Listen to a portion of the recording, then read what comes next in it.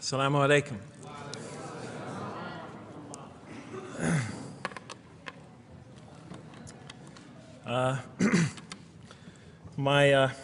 I've come from the University of Kansas. We're playing in the Final Four this very instant. So I want to let you know that you've asked a lot of me today. No, I'm just joking. All right, very briefly, I just want to talk a little bit about what the Quran has to say about the purpose of life. I think this is an extremely important subject, especially for Muslims living in America, because we're sort of a minority, a new religion here, and many people are interested in what we believe. And I think the primary question that people want answered when they first consider another religion is how that religion views the purpose of life, the purpose of of our existence here. And so I'm going to begin, though, talking about an atheist point of view, because I want to talk about what sort of answers the Quran might have for an atheist. So to begin this, I need to talk for about 5 or 10 minutes about what I believe contributed to my becoming an atheist, because I grew up in a Christian family. And then I'll talk for about 45 minutes or so about what I experienced in the Quran and how that sort of changed my perception.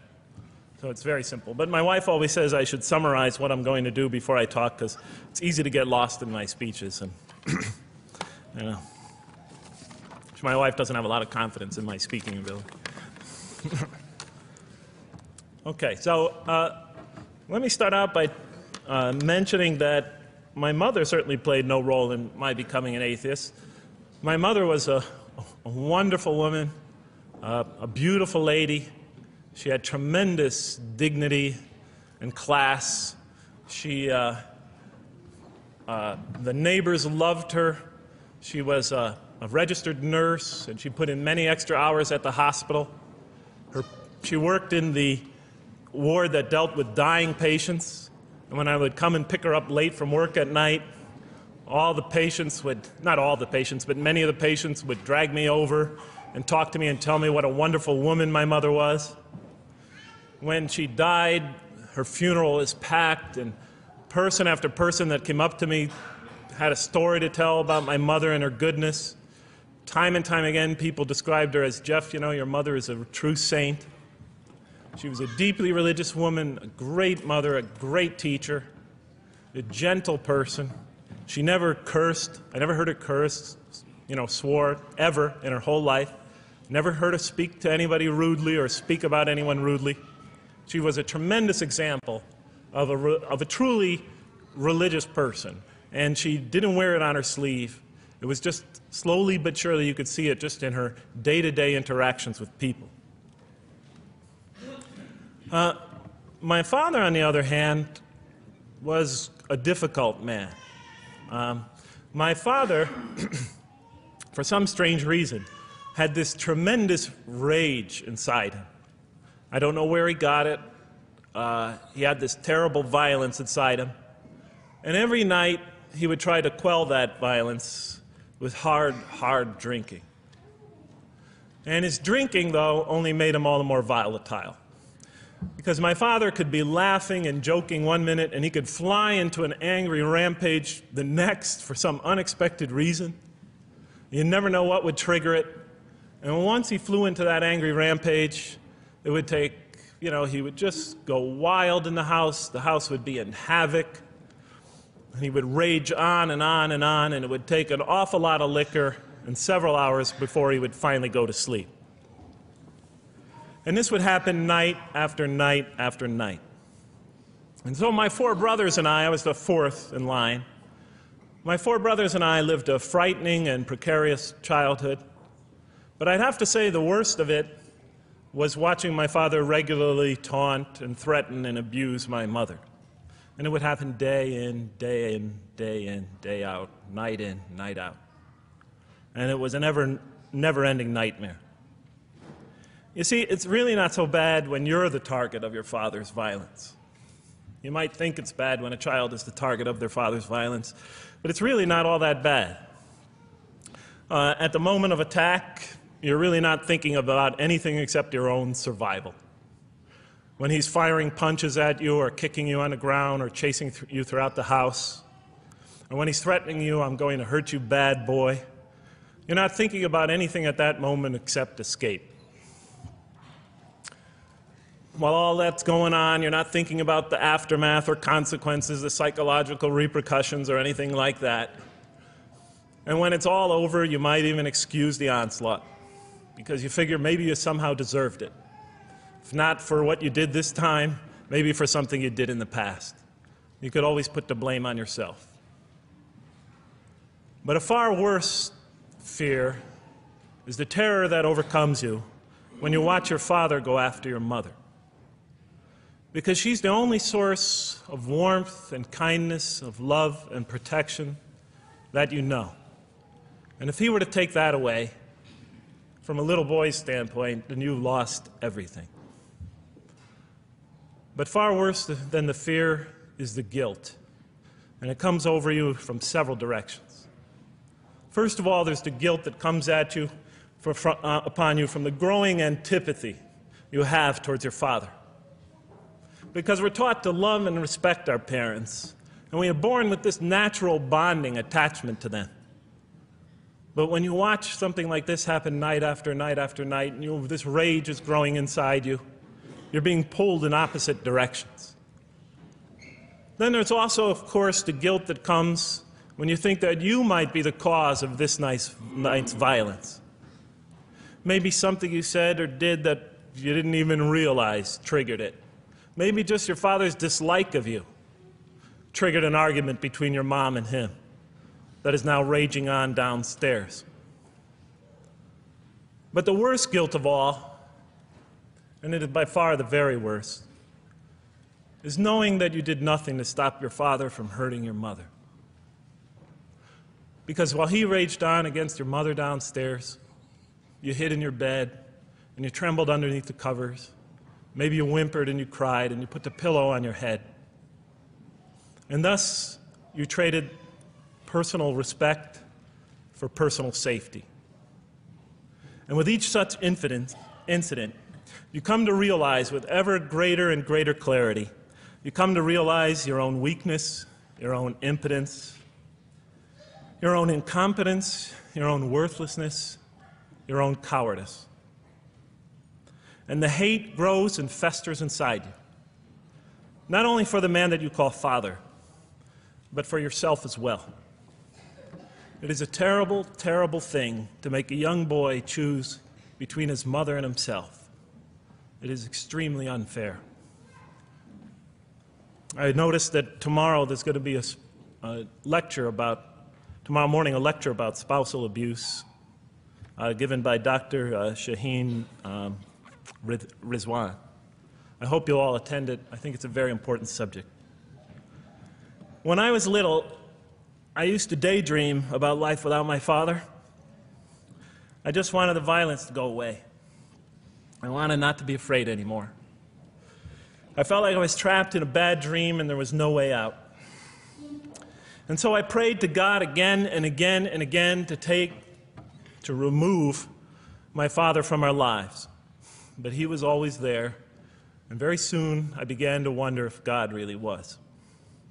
I could not fathom why God would subject my mom to such lifelong punishment. I could not imagine what great sin she must have committed, or that we, her children, must have committed to deserve my father.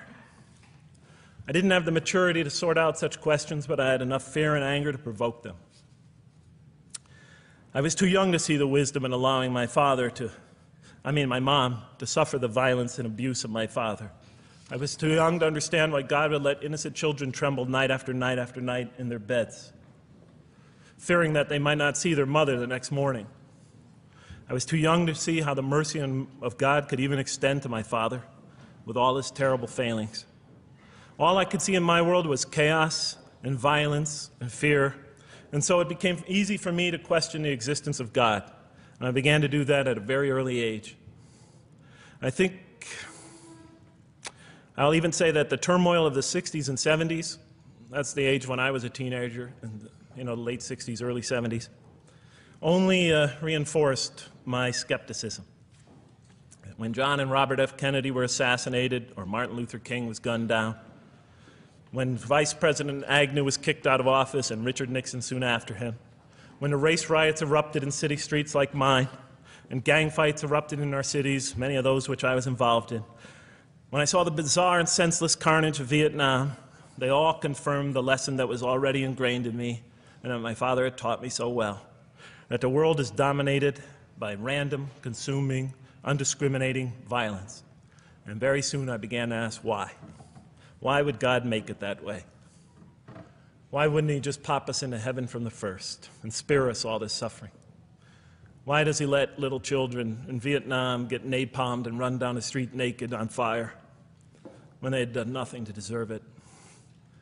Why does he let the race riots go on? Why does he let the leaders be assassinated? Why does he just let the violence go on and on and on for people who had nothing to do with it? It wasn't of their own making.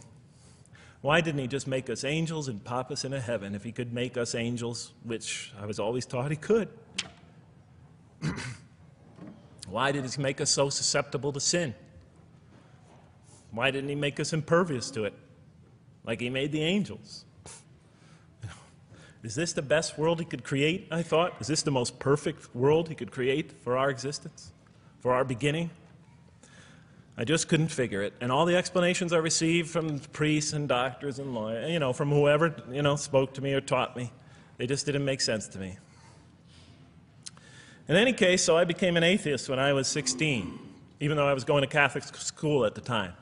Declared myself an atheist in one class. It was a confrontation between me and a priest. We were talking about God and the purpose of life.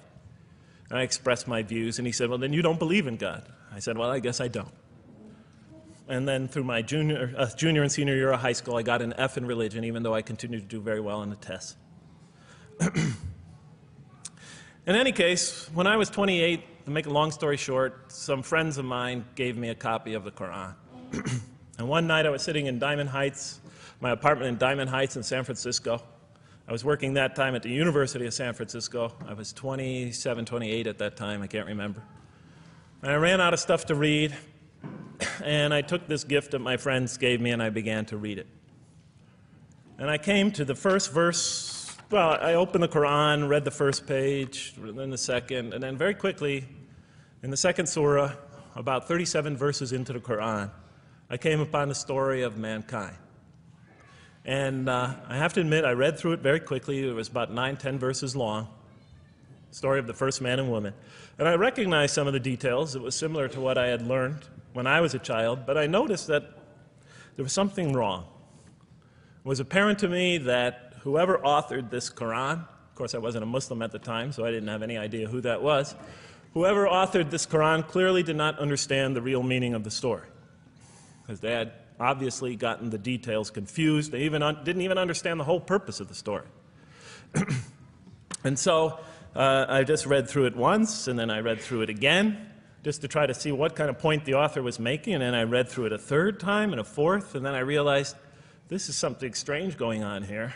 I'm going to read this much more carefully. I'm going to need to go through this story line by line, verse by verse, because it's obvious that the author is trying to bring out another point. And I wasn't quite sure what it was, but definitely he packs a lot of meaning into almost every word. And I thought the writer at least seems to have a great measure of brilliance. And so I'll try to sort of take you through what my experience was as quickly as I can.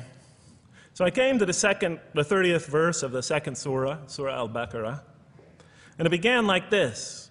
It said, "Behold, your Lord said to the angels, I am going to place a vicegerent on earth." The Arabic word is khalifa. It means a representative or an emissary of mine. "I am going to place a vicegerent on earth." And they said, the angels said, "Will you place therein one who will spread corruption and shed blood, while we celebrate your praises and glorify your holiness?" And God said, he said, "Truly I know what you do not know." See, that's the verse that hooked me. That's the verse that caught my attention. That's the one that kept on making me read the story again and again and again.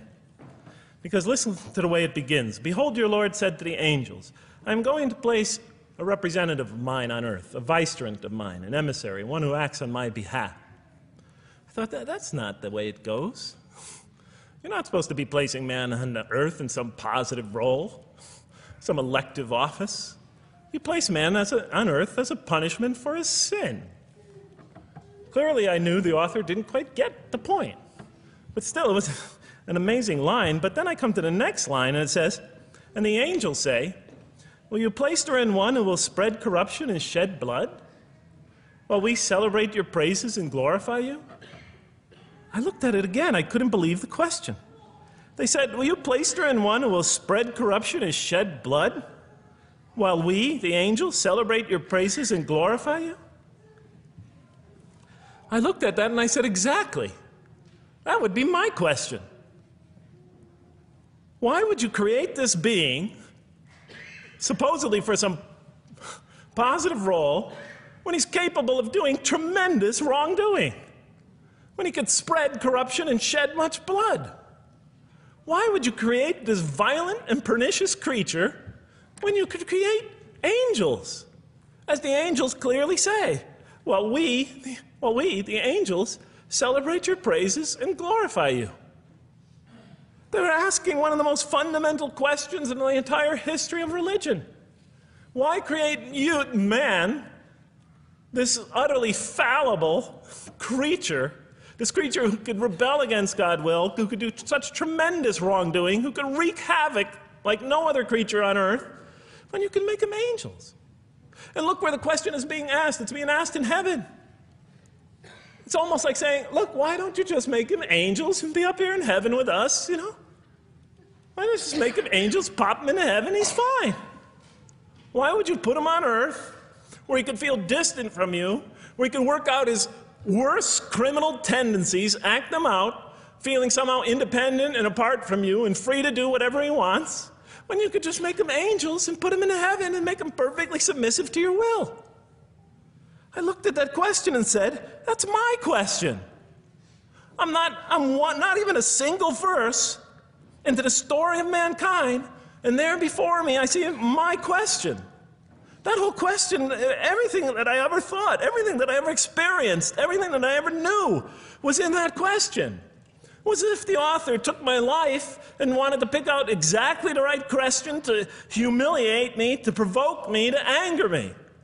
Why create man, this most destructive and violent creature, when you could make them angels? And then look at the answer.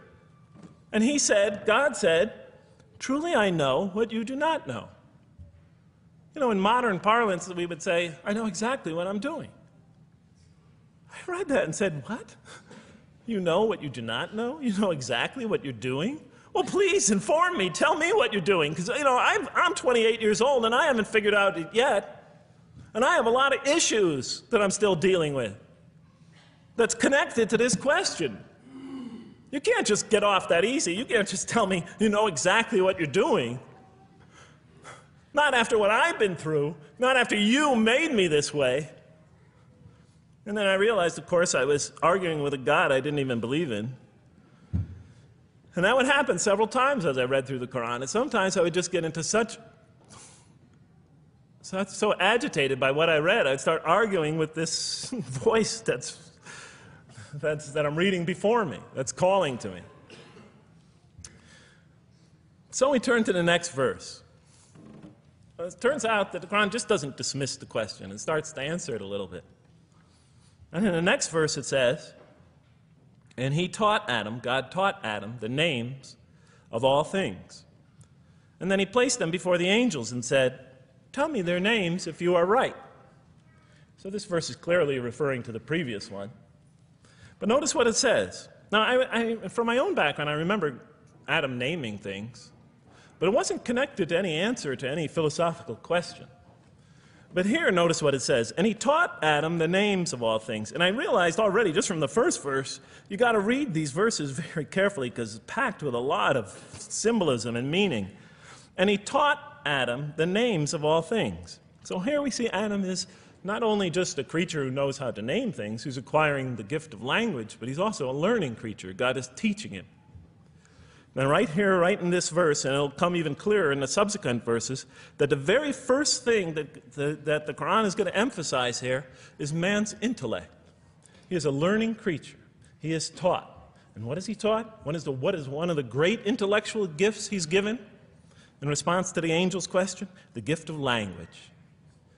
Because through language, mankind can not only learn, but he could learn things not only through his own experience, but he could learn things that other people have experienced of times and places that are hundreds, thousands of years and miles separated from him. And so that all our knowledge becomes cumulative. Every generation learning from the generation before it. I'm learning today from authors I read from other sides of the world that may have existed 2,000 years ago. And so we all contribute to our collective learning and knowledge. And so I'll see later in the Quran, when the Quran will emphasize this again and again and again. Like in one verse it says, read in the name of your Lord who created. Created a man out of a tiny creature that clings. Read, it commands the reader. For your Lord is most bountiful. Why is he most bountiful? What great gift did he give you? For he taught man the use of the pen. And through it taught him what he otherwise could not know. And time again, the Quran will call upon man to use his intellectual faculties and swear by his intellectual faculties and to use them correctly because they play a fundamental role in guiding him to truth.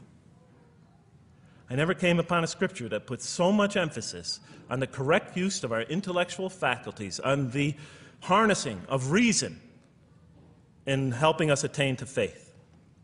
And he taught Adam the names of all things. And then he placed them before the angels and said, tell me their names if you are right. Okay, you have this objection you have this natural question about this creation of mankind. Here, this mankind is this human being, this human creature is a learning creature. He has many intellectual gifts. Here, I'm going to place these things before you. Tell me their names if you are right about man. And what did the angels say? In the next verse they say, glory to you. We have no knowledge except what you have taught us. In truth, it is you who are knowing, the wise. They say this task, this intellectual test that's put before them is beyond their grasp. Notice what they emphasize. We have no knowledge. This would take knowledge. This would take an intellect that they don't possess. In truth, it is you who are knowing, the wise. You got it. It's easy for you. You're the knowing, the wise. You have knowledge. You have wisdom. But this would take knowledge and wisdom that is beyond us. And so in the next verse we read, and he said, "O Adam, tell them their names." And when he had told them their names, notice how it's just like it's nothing for him. For mankind, he has this phenomenal ability. And when he had told them their names, as if it's just a triviality for man, he names them. "O Adam, tell them their names." And when he had told them their names, God said, "Did I not tell you that I know what is unseen in the heavens and the earth? And I know what you reveal and conceal?" And he's clearly going back to the angel's question. Yes, you have these natural concerns about the creation of mankind. Yes, he could do these evil things. But look at this tremendous intellect he has. This is something you have overlooked, that you haven't considered.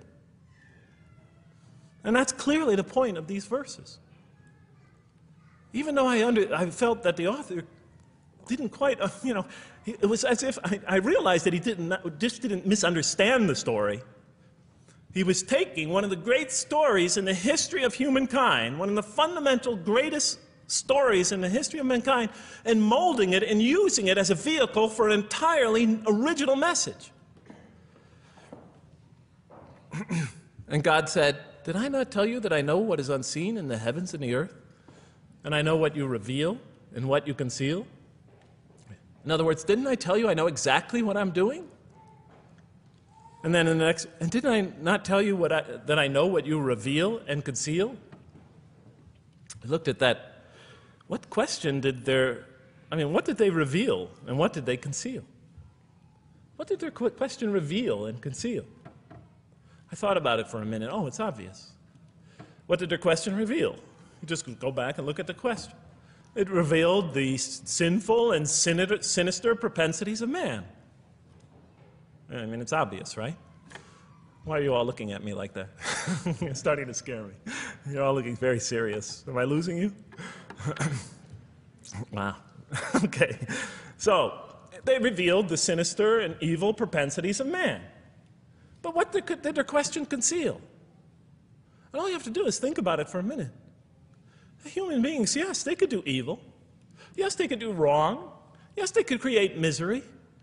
But they could also do exactly the opposite. They could choose to do evil. They could choose to do tremendous good. They could choose to do tremendous violence. They could choose to show tremendous compassion. They could choose to be, to live by falsehood. They could choose to live by the greatest truths. They could be terribly ugly. They could be terribly beautiful. And up until that point in my life, I, like the angels, that only saw one side of the coin. And for the first time when I read that verse, believe it or not, it was an eye-opener for me. I had always been obsessed with the evil potentials of human beings. When I read that verse, I realized that, and I had a great example right in front of me with my own mom, I realized that I had been blinded by only one side of human nature. So we go on to the next verse. And behold, we said to the angels, bow down to Adam, and they bowed down. But not so Iblis. Iblis is like the father of Satan. Satans, satanic beings, forces, creatures, existences. He refused and was arrogant. He was of those who reject faith. An interesting statement. And behold, we said to the angels, bow down to Adam. And they bowed down. Bowing down could symbolize two things. Bowing down could symbolize the superiority or potential superiority of one being over another, and so they bowed down to them. Bowing down could also mean that they serve that creature in some respect. Of course, the Quran says that all beings serve God, all created beings serve God. But this verse seems to be indicating, and the rest of the Quran will make it clear, that these angelic beings, these angelic entities, will serve the development of mankind. We'll even see later that the satanic beings serve the development of mankind. Both forces, angelic and satanic, will serve the development of mankind. Because one will present man with a choice to do the most altruistic things. The other will simultaneously try to influence man in the opposite direction. And so human beings will be moral creatures, and will have to make moral decisions. And it's in those moral decisions that they will grow spiritually and morally as human beings. And they'll take that into the next life. And the angelic and the satanic forces will be catalysts for those moral choices that they make. They will heighten the human being's awareness of the rightfulness and the wrongfulness of the choice he's about to make.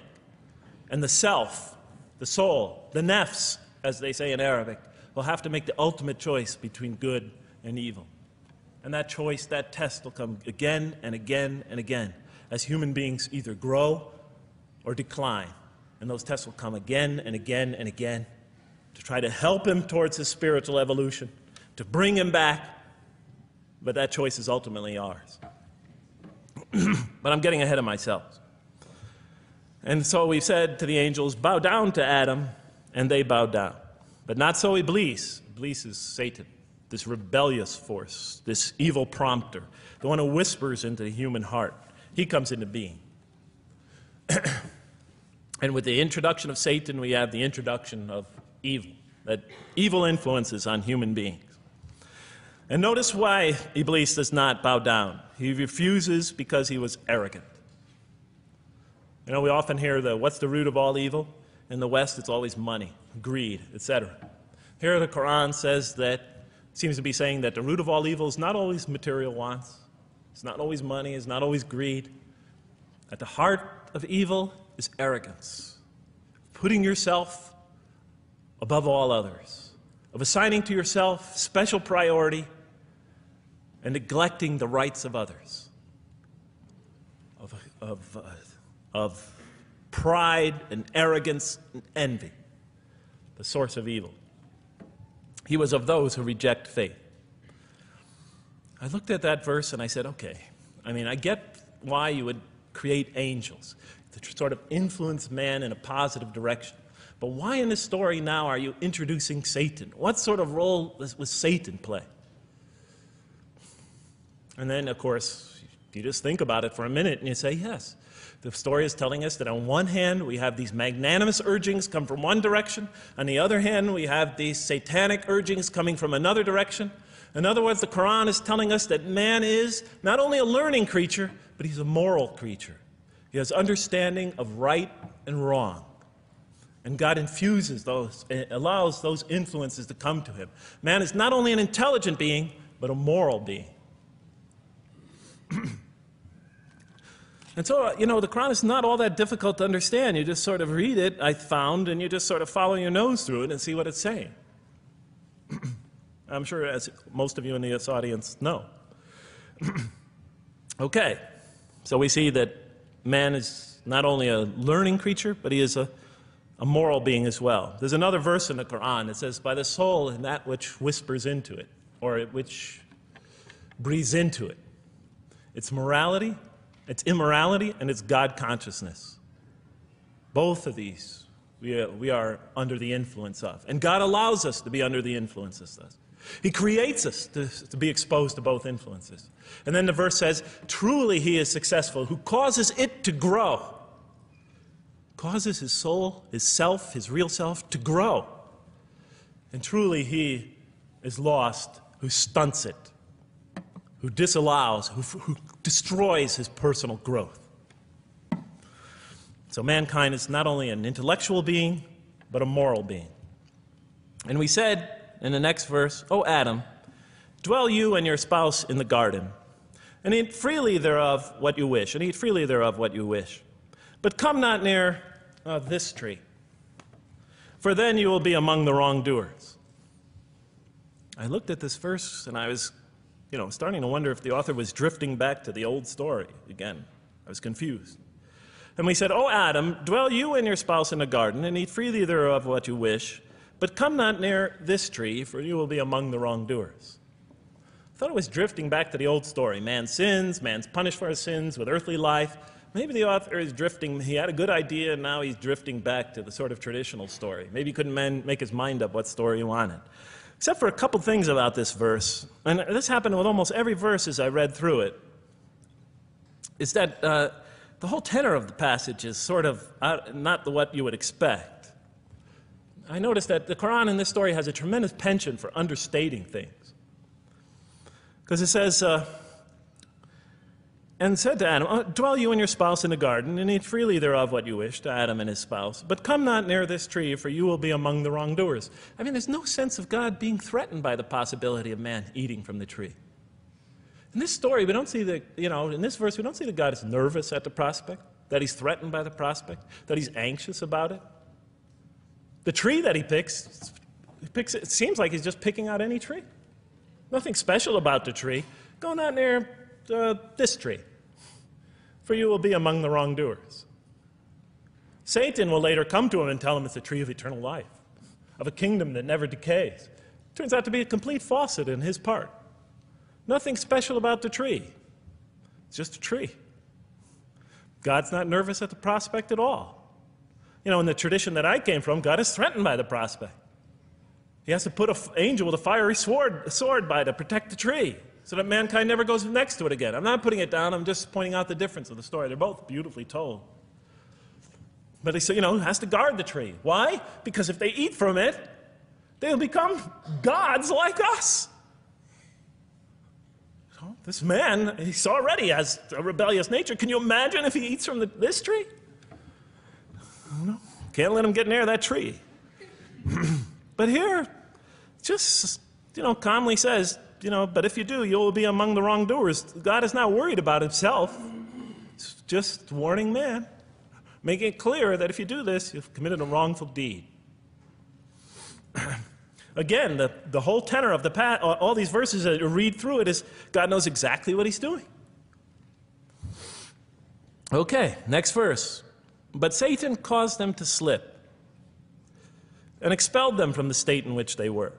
And we said, go you all down, some of you being the enemies of others, And on earth will be your dwelling place and provision for a time. What? I said. I mean, you know, I was expecting now the rage, the anger, the violence, the jealousy. That's what I was expecting. Okay, they eat from the tree. Where's the rage, the violence? I'm going to punish you now. You're going to sweat on earth. And you're going to suffer, and you're going to stub your toe, and you're going to work, and you're going to labor. And you're going to die there for what you did. And where's the woman? All right? And the woman, right?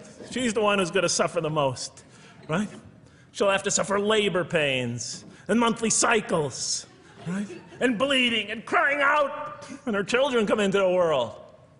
And she'll scream out. And worst of all, the greatest humiliation, the man will rule over her. When he's obviously her intellectual inferior, because she and the angels she and Satan seduced him, and he just bumbled along and committed a wrong deed. Well, I don't mean to make light of it, but the story is obviously different, though. You know, no threat here. As a matter of fact, look at the way it says, "O Adam, dwell you and your spouse in the garden, and eat freely thereof what you wish. But come not near this tree, for you will be among the wrongdoers." Then they make the mistake. But Satan caused them to slip and expelled them from the state in which they were. And we said, "Go all you down, some of you being enemies of others, will be adversaries of others. Some of you will be adversaries of each other, and on earth will be your dwelling place and provision for a time." This is not a deity losing it. If you look at it, I mean, on earth will be your dwelling place and provision for a time. That's not the words of a God that is lost, that is really extremely upset. On earth will be your dwelling place and provision for a time. When I walked into the hotel today, and they said, and it's this nice one up here, I don't know the name, I can't remember the name of it, but it has a continental breakfast. And they said, your room will be room 111, and there's a continental breakfast in the morning. I didn't say, I didn't think they were mad at me. Because they said, you're going to sleep here, and this is going to be your provision in the morning. Oh, thank you. But notice something else about this verse. I mean, when you read these verses for the first time, I don't know, maybe I'm nuts, and many people think I am. But when you read these verses for the first time, I mean, this is just so much that catches your attention. But Satan caused them to slip. I remember, I couldn't get that verse out of those words out of my head. Satan caused them to slip. To slip? The greatest sin in the history of the human race, and it's called a slip? In my culture, slip means, you just momentarily, for a fraction of a second, you lose your focus. It's not a big deal. My Uncle Bob used to always say to me, Jeff, I'm sorry I'm 5 minutes late, I slipped up. The understanding is it's no big deal. It's just a slip. That's what we say when we make a minor mistake. I slipped up. Don't worry about it. Never happen again. A slip, I said? Momentary loss of focus? The greatest sin in the history of humanity? Why we're all here? Why we're all suffering? Why we experience death? A slip? I didn't believe it. I went to my Arabian friends at that time. I didn't know any Arabic. They came to this verse. We went through it line by line. I said, now don't change any words. Just read them one at a time. But Satan made them, and I said, okay, this one right here. What does it mean? Tell me what that means. They looked at it. It says, slip. Slip. And expelled them from the state in which they were. A slip, I thought? But then maybe I was trying to force the traditional understanding, the traditional interpretation. Maybe it was just a slip. I mean, after all, they didn't commit murder. They didn't commit robbery, rape, pillaging, assault. They ate a couple of pieces of fruit. It's not the greatest sin in the history of humanity by any means. And then the next verse says, and then they were expelled from the state in which they were. Well, what state were they? Let's see now. Let's go back from where we started. First, mankind is being taught. We see he's an intellectual being. Then we show he's a moral being. Moral being means he's a being that's going to have to make choices.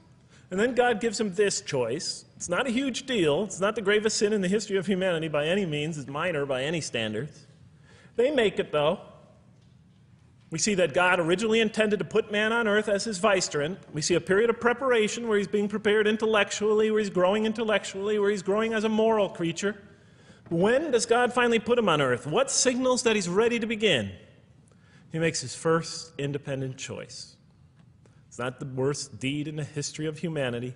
It's minor on anybody's scale, but it shows that mankind is ready to act on his own, to be his own, to make his own choices, that God has empowered him to make choices, and he's ready to make them and carry them out, and see them most often to their expected ends, if God wills. And that seems to be the only real significance of it.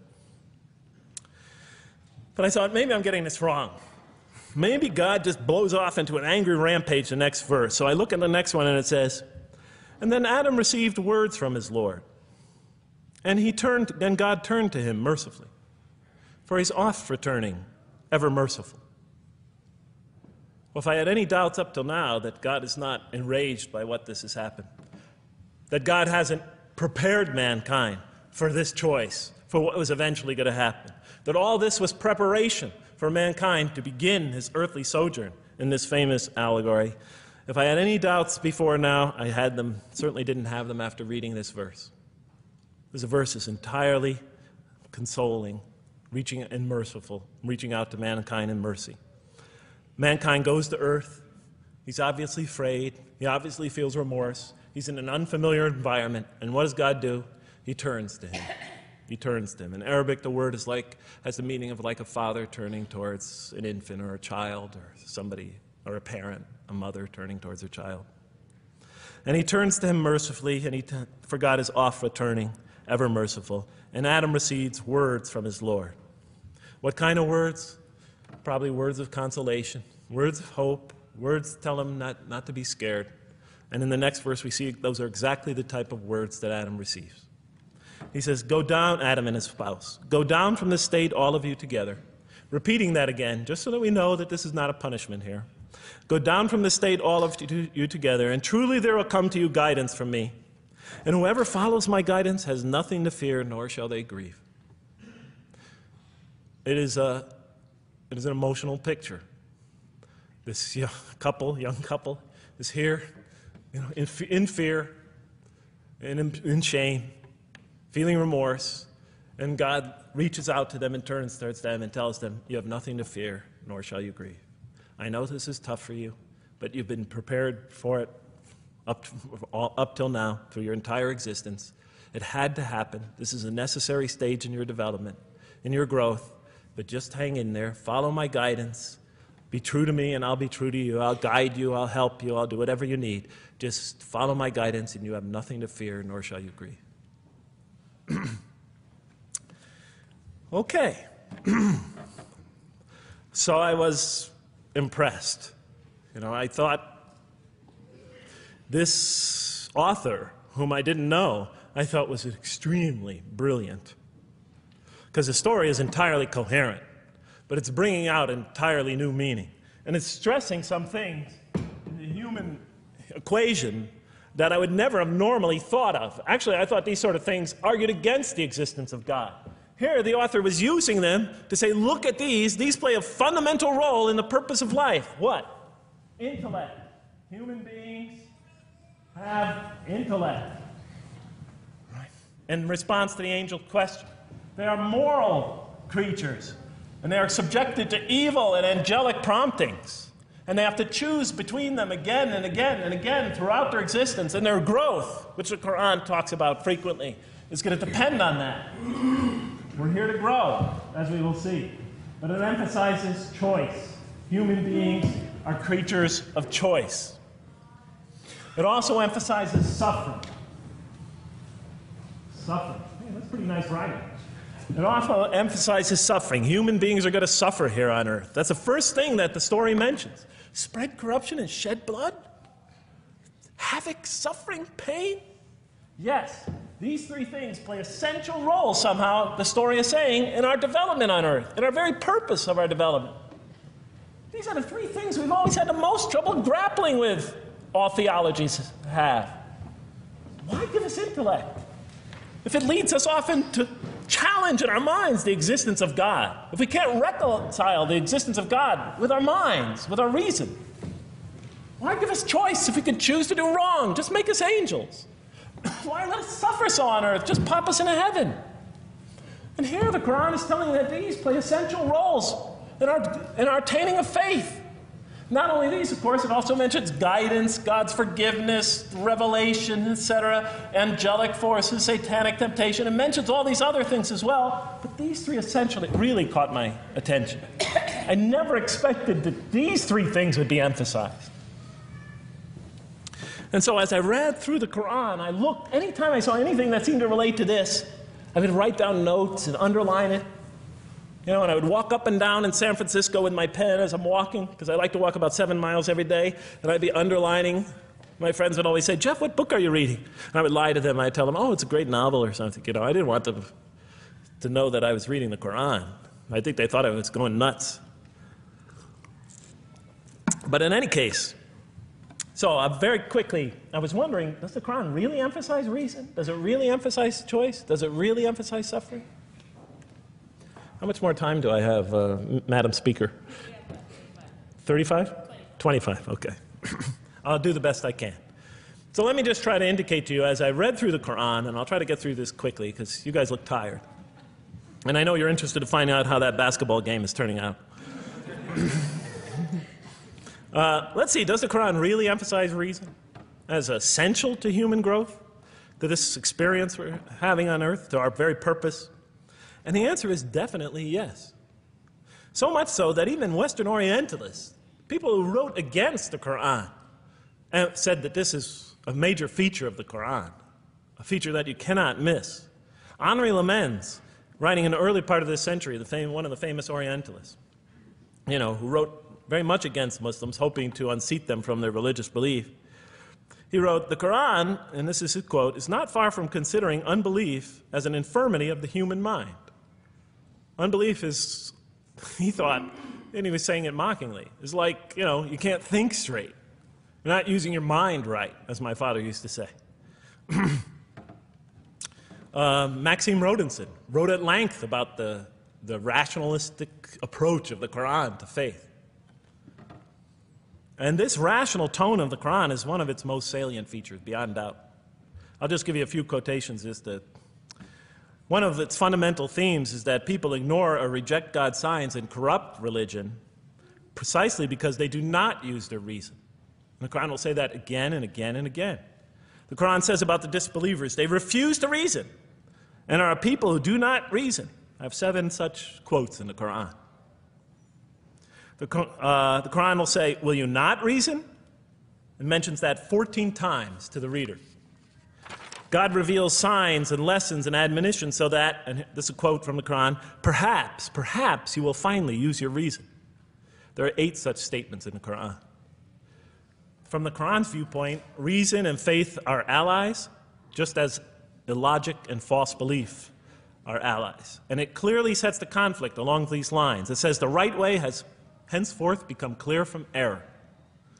Those who benefit most from the Quran are persons of insight.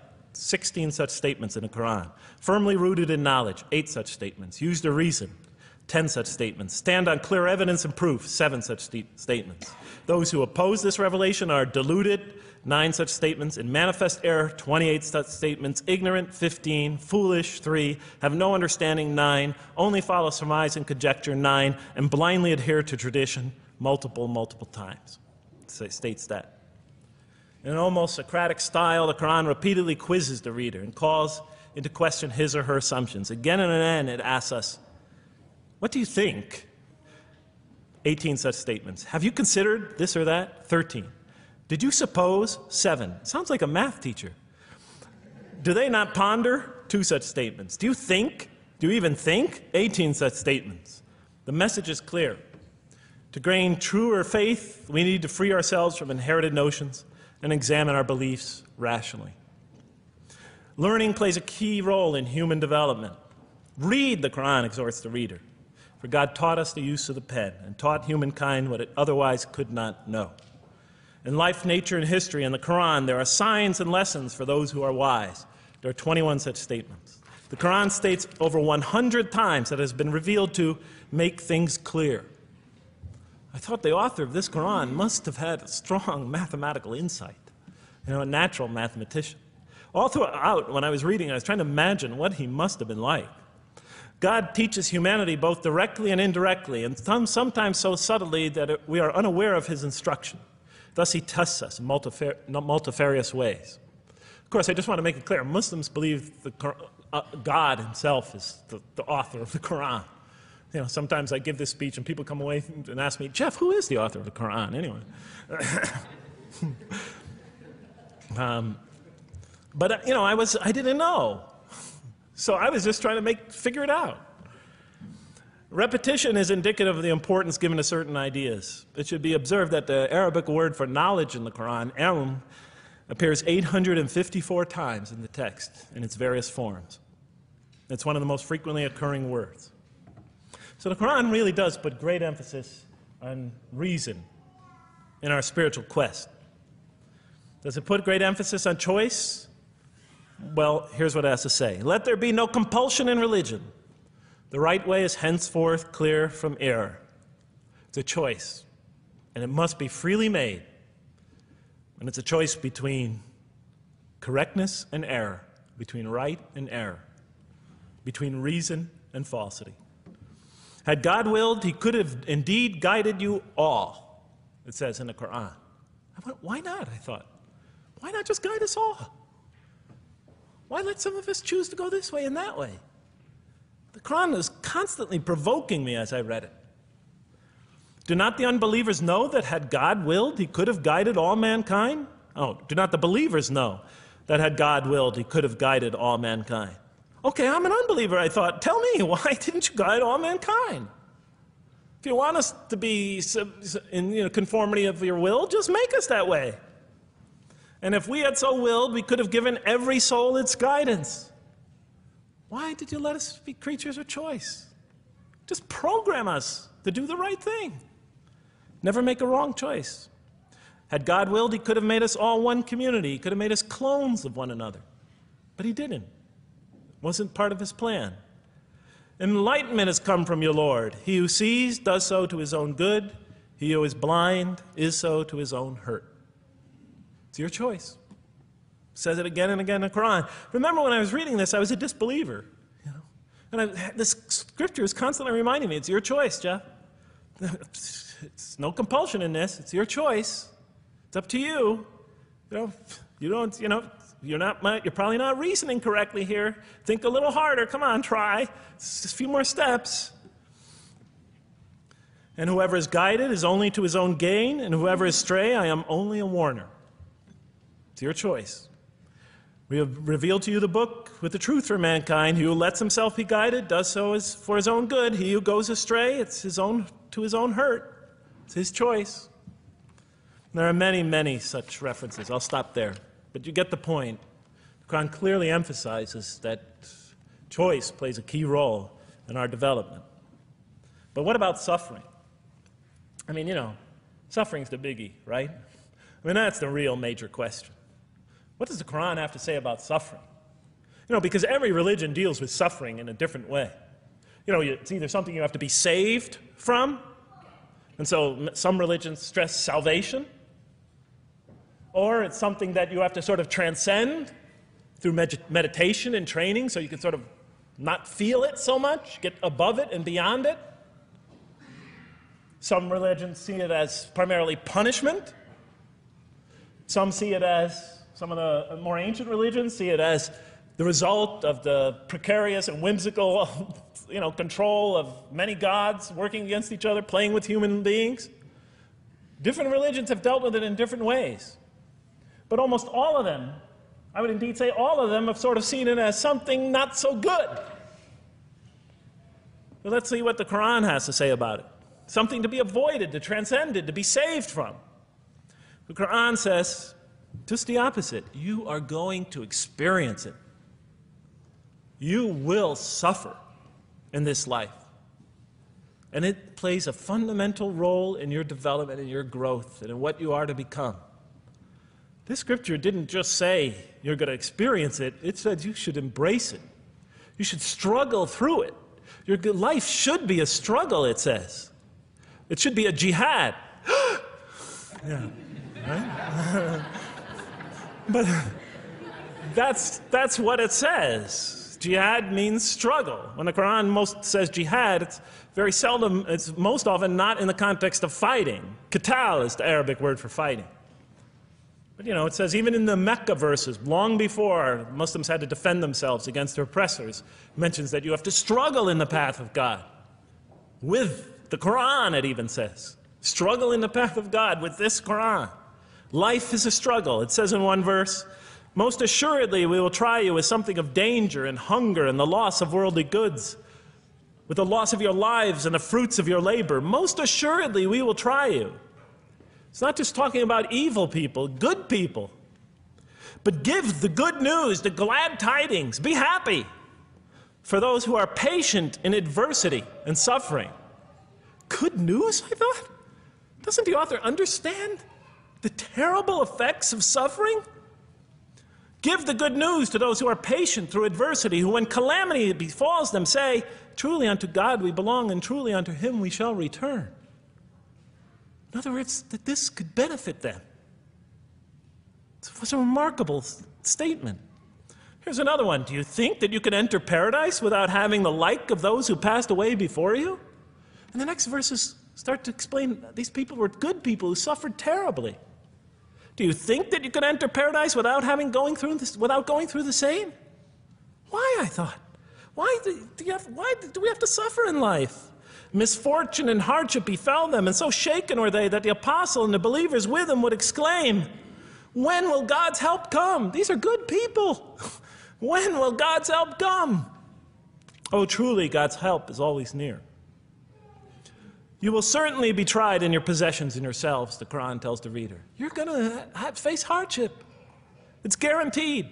Every soul must taste of death, and we try you with calamity and prosperity, both as a means of trial. And to us you are returned. You are going to have hardship here. There is going to be no heaven on earth. This environment is made to be an environment of adversity. It is made to be an environment where you have to work, where you have to struggle, where you have to strive. And it plays a key role. Oh man, truly you've been toiling to your Lord in painful toil, but you shall meet him. You're toiling, yes, but you shall meet him. We certainly created man to face distress. What, I thought? We certainly have created man to face distress. You made us to face distress? Does he think that no one has power over him? Sometimes people get, so down, they just think, this can't be a God. Look how I'm suffering. He will say, I have wasted much wealth. Some people just become totally devoted to worldly aims. Does he think that no one sees him? Have we not given him 2 eyes to see with, a tongue, and 2 lips to communicate with, to learn from by communicating? Can't he see around him? Can't he tell from communication with other people? Haven't we pointed out to him the 2 conspicuous ways? What are the 2 conspicuous ways? But he attempts not the uphill climb. One of them is the uphill climb. And it says this is the way you should be pursuing. And what will make you comprehend the uphill climb? It is to free a slave, or to feed in a day of hunger, an orphan nearly related, or the poor one lying in the dust.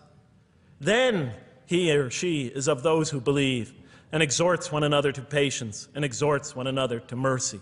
You have not attained to faith until you struggle the uphill climb.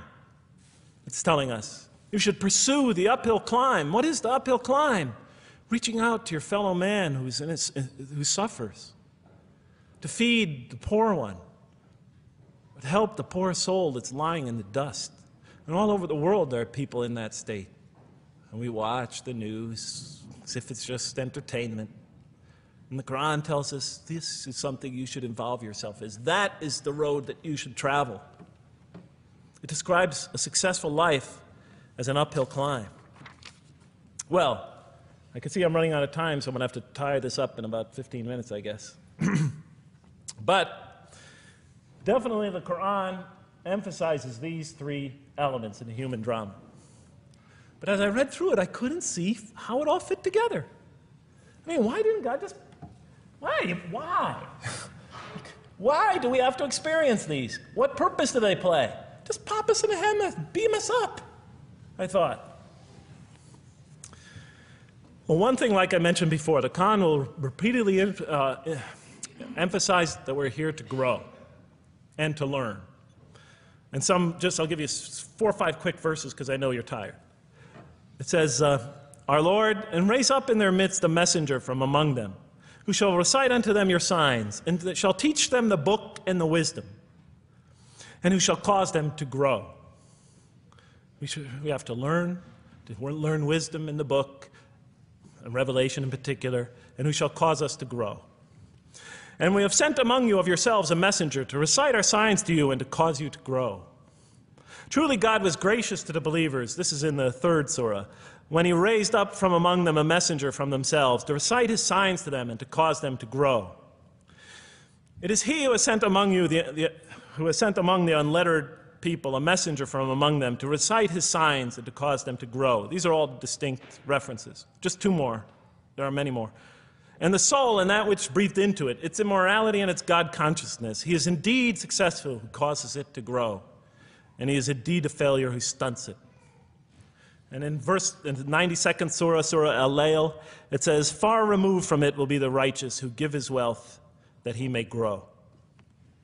So the purpose somehow is to grow. We're in a growing, learning, developing experience. We weren't just created when we came into the world. This is actually a stage of our creation. Just as our development in the womb was a stage in our creation, our essential stage in our physical creation, this is an essential stage in our personality creation, in the creation of our real being. That which we take into the next life, our essential selves. We've gone from the physical creation in the womb, primarily physical, now to the human creation, the personality creation in this stage. I thought maybe I'm, projecting my own neurosis into the scripture. Maybe it doesn't really emphasize that life has a purpose. But time and time again, I would find it does. For example, just quickly, it says, Those who remember God standing and sitting and lying down and reflect upon the creations of the heaven and earth and say, Our Lord, you did not create all this in vain. You did not create all this in purpose. Just when I was starting to think, maybe the Quran really doesn't state a purpose of life. It really doesn't mean there's a real purpose of life. Maybe I'm reading into it something that is there. I would come upon verses like that would force me to just read a little further, make me think, well, maybe it's just around the corner. We have not created the heaven and the earth and whatever is between them in play. If we wished to take a sport, we could have done it by ourselves, if we were to do that at all. God doesn't create to satisfy his whims or fancies or entertain himself. Do you think that we created you purposely and that you will not be returned to us? It says in the 23rd surah, the true sovereign is too exalted above that. In the 44th surah, we did not create the heavens and earth and all that is between them in play. That serves a purpose.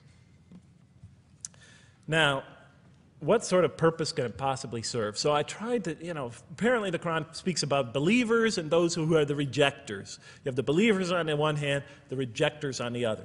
Now, apparently God has created us to be believers. So I tried to study what the Quran has to say about the believers, and it's a natural thing to do, to see what it wants us to become, if it has anything to do with these essential elements that it stated. I mean, it's a natural way to approach it. I think you agree. Do you agree? Somebody nod your head. That's what I say to my math students. Just one head nod is enough for a mathematician. Get one head going, okay, I did my job. Okay. So, how does the Quran describe the believers? What are they supposed to attain to? What is their ultimate thing that they're supposed to get? What are they ultimately supposed to achieve? And it's very clear when you read the Quran that what they will achieve in this life and will experience to so much greater degree in the next is they will experience a relationship of love with God. They will turn to God in love, and God will turn to them in love. In the Quran, God's mercy, compassion, forgiveness, kindness, beneficence, warmth, generosity, all the things we normally think associated with God are freely given to all mankind. But when the Quran speaks of God's love, we would normally think of that as God's love. But when the Quran speaks about God's love, it's talking about something very special. This love is always presented as a relationship between two. If we do not turn to God in love, then we just receive His mercy, forgiveness, kindness, beneficence, warmth, generosity, all those wonderful nurturing things, His nurturing, and we reject it. And so we never really experience that love, because we never really turn to it and open ourselves up to it. It is always there for us, but unless we enter into that relationship, that love, that give and take, that relationship of love is never develops. We reject it, and that's what the word kafir means. It means to reject, to turn your back, to ignore, to throw a gift that someone gives you behind your back. And so the Quran tells us that the believers will experience this sublime relationship of love. It says, "Yet there are men who take others besides God as equal, loving them as they should love God. But those who believe love God more ardently. Say, if you love God, follow me, and God will love you and forgive you your faults, for God is the forgiving, the merciful. O you believe, if any from among you should turn back from his faith, then God will assuredly bring a people He loves and who loves Him." And throughout the Quran, it'll mention time and time again that God loves the believer. God loves this type of person. God loves that type of person, and so forth and so on. So it's quite, and I'm trying to pick the speed up here, so you'll have to excuse me for that. But it is apparent from the Quran that one of the purposes of creation, maybe the essential purpose of the creation, is to produce from this subset of humanity that will freely enter a relationship of love with God. They will not only experience the beauty of other relationships in their lives, but this love that they will experience with God is the sublime experience that they will enjoy. Not only in this life, but infinitely greater in the next, when all the distractions, all the masks are stripped away. Okay, I thought, you created us to love you, for us to turn to you in love and to experience your love, to receive and experience your love. But why do you need these? Just pop us into heaven, love us, and make us love you. Program us to love you. You'll make my dog love me. Do the same sort of thing. I kept on coming back to the same issue. Just do it. Okay. Still couldn't see it, and I was almost through the Quran, and I thought either I'm dumb or this scripture just never really got to it. Okay, so I didn't give up. I thought, okay, what's the next natural thing to do? Okay, so we're here to develop this relationship of love with God. The Quran tells us that, if we are believers and we do good, we'll experience great joy and peace in this life, not only through our relationship with God, but through complementary relationships with all the people around us in this world will be a one for us of peace and serenity, even though we have to struggle and survive and suffer. But I couldn't see, how this all tied in with this suffering business and why He couldn't just put us into heaven. So what's the next natural thing to say? Okay, so we're created to have this relationship of love with God, to enter this relationship, to experience and receive all that He has to offer us. So the natural thing to do is to study the two partners in that relationship. What does the Quran have to say about us, the believer? What does it ask of him and her? What does it require of them? And then what does the Quran tell us about God? And then is there some essential nexus, some essential connection between them, and does it have anything to do with these? Because if the Quran doesn't show that, then the essential link that links all this together, that pieces it all together, is missing. And as I thought to myself, whoever this author is, and by now I knew he had fantastic genius, even though he came from the primitive confines of the most backward, most uncivilized sector of humanity, of people that had no literary history, really, to speak of, no great works of literature, no scriptures that preceded him. even though he came from the desert of culture, even though this came out of that environment, and the mind behind it had to be tremendously and phenomenally genius to come out of that surrounding and produce something like this. If that essential link was missing, I knew that, he was great, but, and extremely great. But, what do you expect? How could anybody answer those questions? Nobody in the history of humanity has been able to answer them. Okay, so I thought, first I'll see what the Quran has to say about the believers. What does it require of them? Then what it has to say about God, and see if there's some essential link. Are you following me? You're giving me the note. Get off the stage. Okay, I'll do my best. It's a deep subject. We're almost done. Bear with me a few more minutes. I'm sorry, really. I know Siraj Wahaj, when he gives these sort of speeches, he always says, okay, I'm finishing up now, and then 10 minutes later he says, you thought I was telling you to... I won't say that, but just give me a few more minutes. Bear with me. Okay, quickly. What does the Quran ask of the believers? From the Quran's many exhortations and its descriptions of acts and types of individuals loved by God, it's not difficult to compose a partial list of things that the Quran wants us to do, which it calls good deeds, time and time again. To believe in God, to have faith in God, to have a relationship with God, and to do good. So what does it describe as these good deeds? Well, as I read through the Quran, it says that, can I take this away? Remember, intellect, choice, suffering. It says we should show compassion. Show compassion. We should be merciful. I have the references here, but just excuse me, I'm not going to list them all. We're running out of time. We should be forgiving. Forgive others. We should be just. We should protect the weak and defend the oppressed. Defend the oppressed. We should seek knowledge and wisdom. Knowledge, wisdom. Bear with me, ladies and gentlemen. We should be generous, truthful, and we should be peaceful. And we should love our fellow man. Love others. I'll just give you one verse because I know we're running out of time, Madam Speaker. Truly those who believe and do good will the most merciful endow with love. And to this end we have made this scripture easy to understand in your own tongue, so that you might convey a glad tiding to the God-conscious and warn those given to contention. So, to this end we have made this easy to understand, so that we'll learn to love others. Okay, that's all I'll say about that. I would like to say a lot more, but I don't have time. Now, what does the Quran tell us about God? You have to realize I'm just about through with the Quran here, on my first time reading it. And now I was really caught. I searched my head. What does the Quran tell us about God? It tells us nothing could be compared to him.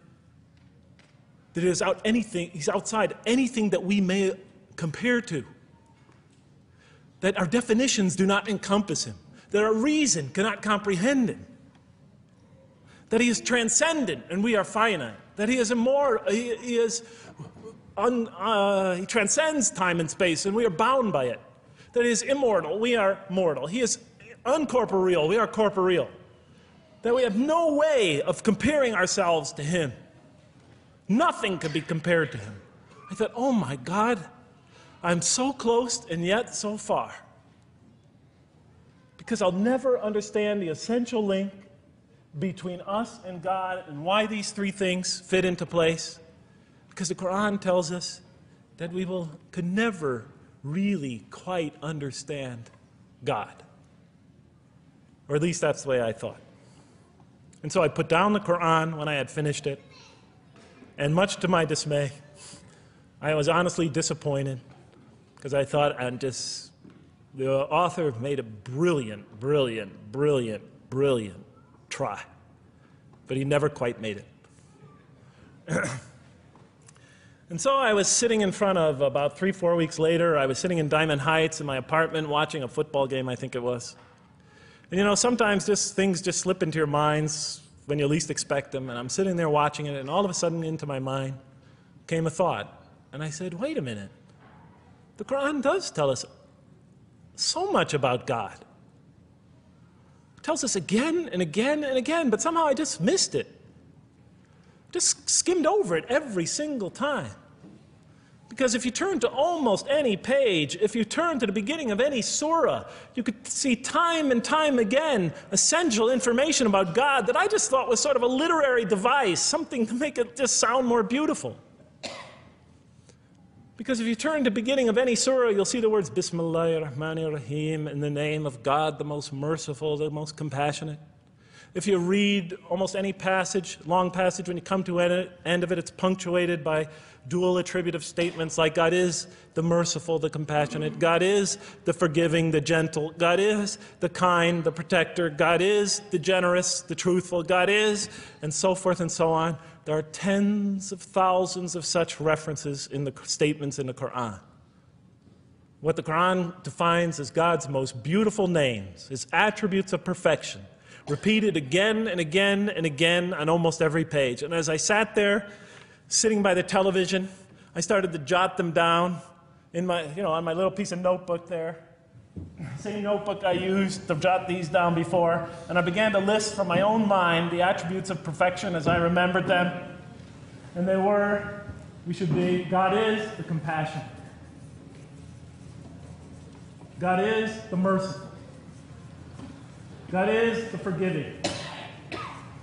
God is the just, the protector, the defender of the oppressed and the weak, the knowing, the wise, the generous, the kind, the truthful, the loving, the peaceful, the source of all peace, the truth, and so forth and so on.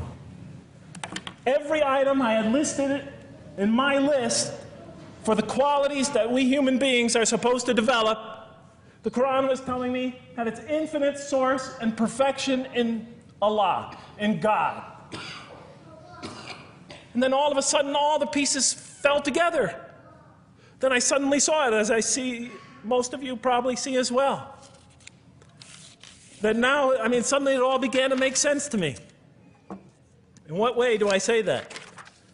Well, it was now obvious why we had to develop these qualities. It was now obvious how these things on the floor here fell into place. And I'll just say it clearly. We're here to develop a relationship with God, to become closer to God. But how can you become closer to God when He's transcendent and you're finite, when He's immortal and you're immortal, when you're vice versa? When He's immortal and you're mortal, when He's unbound, fettered by time and space, and you are, and so forth and so on. How can you become close to that one? If I want to become close to you, I need to have something to share with you, something that we have in common. So, for example, if I want to come close to this young man here physically, I'll approach him, because we both have bodies, and I can position my body closer to him. Physical presence, bodily presence, is something we both share. If I want to become closer to that gentleman back there, if I want to become closer to him intellectually, I'll reason with him so we will have a convergence of minds, because we both possess reason. If I want to become closer to one of my sisters on this side emotionally, I'll try to appeal to their sentiments, because we both share feelings and similar types of experiences that generate those feelings. But how does one become closer to God? What do we share with Him?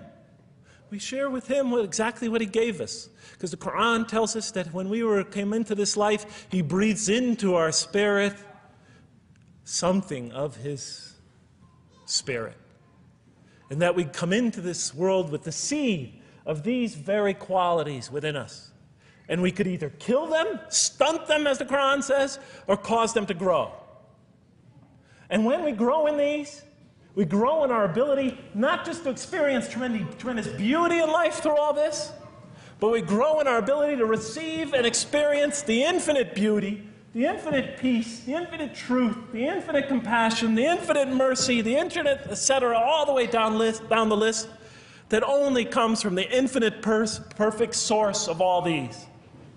The more we grow in mercy, the more we grow in our ability to receive and experience in this life and in the next, to an infinitely greater degree, the mercy of God. The more we grow in compassion, the more we grow in our ability to receive and experience God's compassion in this life through prayer and through ritual and through contemplation and through other experience of others.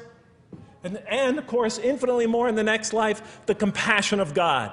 The more we grow in our truthfulness, the more we grow in our ability to experience God, the truth, because all truth comes from God. The more we grow in these things, the more we grow in our ability to receive and experience God's attributes of perfection. The more we grow in our ability to receive and experience His being.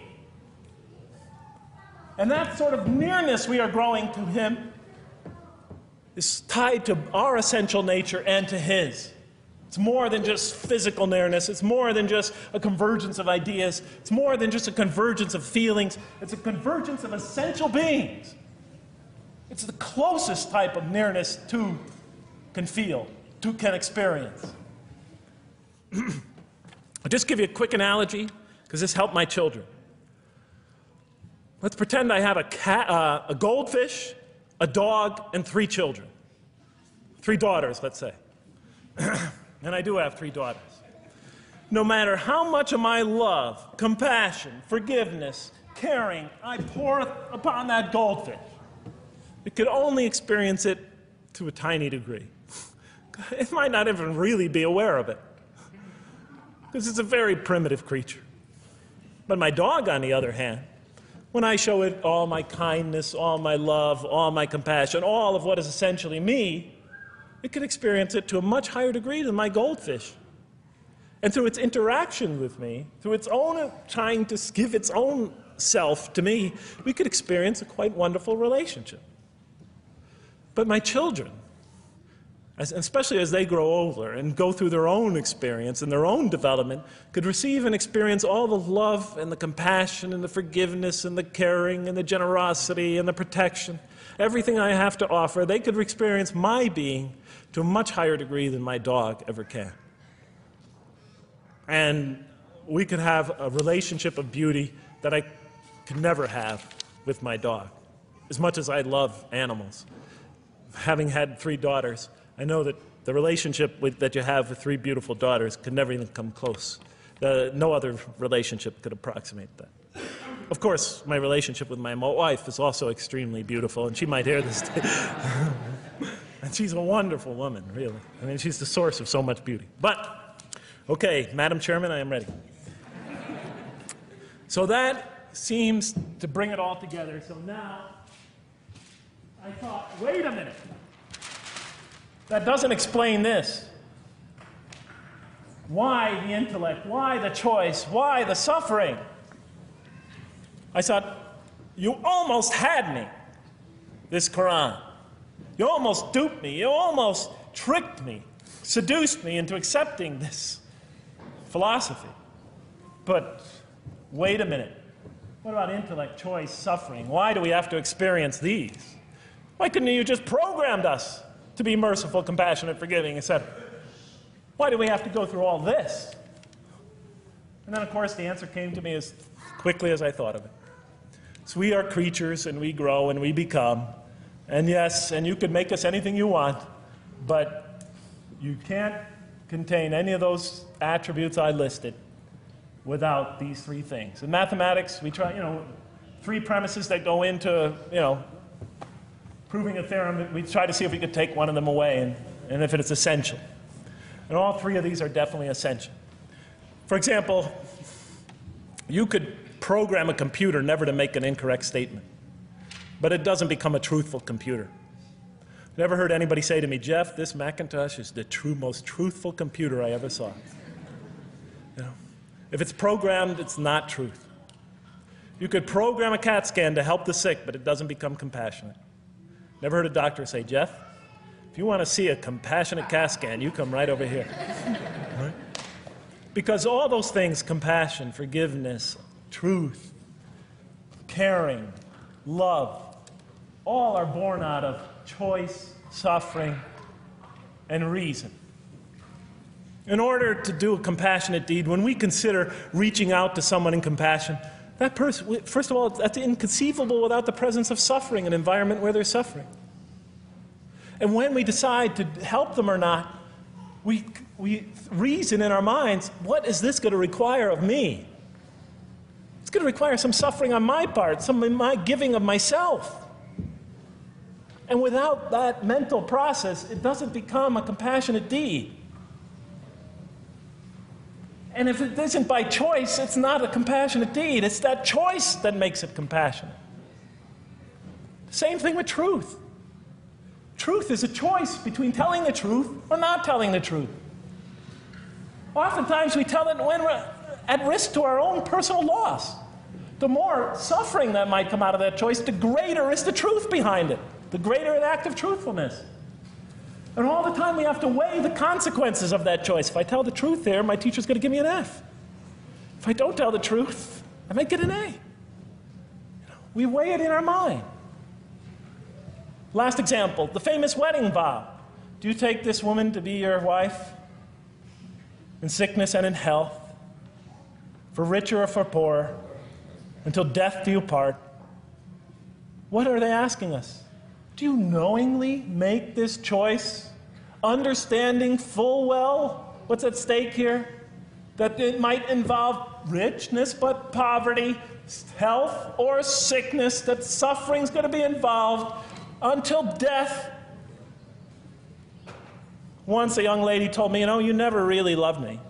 Because when the growing got tough, when things got hard, when we hit rock bottom, when my life fell apart, you just got up and left. And she was right. And she understood full well that that's what love is all about. It is through giving and suffering together and hanging in there with each other and not bailing out and persevering through suffering, making that choice and knowing what you're doing. All those three things are essential. So it's very easy to see why the Quran stresses these. Because in order for us to grow in these, I've dropped it, we have to have these. And that's why it's very easy to see, ladies and gentlemen, why the Quran, 30 seconds, Madam Chairman, why the Quran talks about sin as self-destruction. The Quran says when we sin, we commit, the Arabic word is dhulm, or zulm, however dialect you have. Dhulm against ourselves. We oppress, we destroy ourselves. Because when we don't grow in these, when we grow in the very opposite of these, we are literally destroying ourselves. When we grow into the things that are antithetical to these, we are destroying our natures and will not allow ourselves to receive and experience the beauty that could be in store for us this life and the next.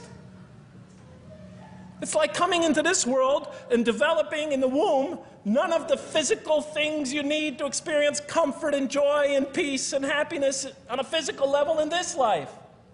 It's as if you're coming into this life and you've destroyed yourself physically somehow in the womb, and you came into it and you had nothing to protect you from the cold, from the heat, from the harshness of the elements, from germs, from disease, nothing to protect you, nothing to satisfy, give you the ability to satisfy your thirst or your hunger, nothing for you to experience any physical comfort. This is all that matters as we go into the next life. If we don't develop these through our relationship with God, our very purpose of our being, then we will experience terrible suffering in this life, worse than if we came into this life in a physical state that didn't avail us of any of the comfort of this life. And so it'll be worse than fire. It'll be worse than endless fire. It'll be worse than the worst hell we could possibly imagine. So the Quran tells us, that yes, when it talks about heaven and hell, it's used very powerful symbolic language, but what it essentially is telling us is imagine the greatest joy and wonder and peace and serenity you could ever experience, and that's what's open to you on the one end. But on the other end, imagine the most terrible suffering that you could possibly bring on yourself, and you could also do that to yourself as well. It'll be worse than anything you could have ever imagined. And so, the Quran tells us that God says on the Day of Judgment, I did not harm you in the least. You destroyed yourselves. And it could say that in total objective truth. And that's why the Quran, well, I think I'll leave it at that because Madam Speaker is about to shoot me. I still have other things to talk about, but I want to find out how that basketball game is going. So thank you so much for listening to me for so long. And may the peace and mercy of Allah be upon you all. I didn't mean to try to scare anybody at the end. That wasn't my goal. I was just trying to make a point. And may the peace and mercy of God be upon you all. Thank you so much. Assalamu alaikum.